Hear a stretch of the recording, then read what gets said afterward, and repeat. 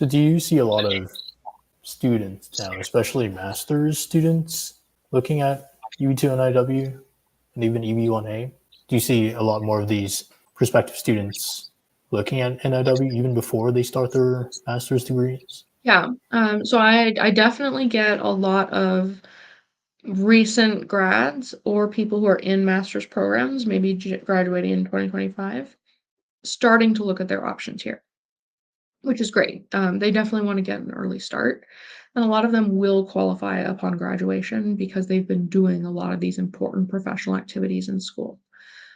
But even prior to that, I am getting people who are asking me about green card options, specifically NIW, before they go into the master's program.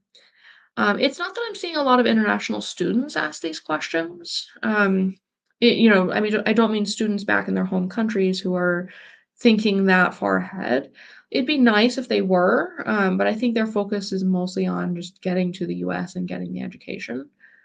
So I wouldn't necessarily, for most of them, worry about what the future is going to look like long term here, but start looking at it after they start their education program. I do, though, get a lot of consultations for people who have their bachelor's degree and have been working in the US for a couple of years.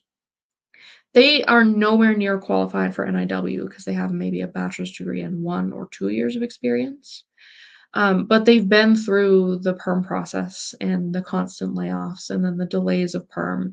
And a lot of them are at square one, 2.5, 3 years down the road, where they thought they would already have their perm and I-140 approved.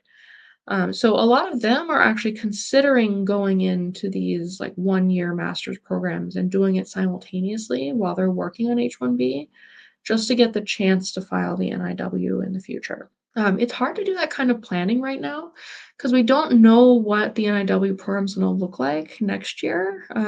If there is a change during the elections, there will most likely be policy changes to the NIW.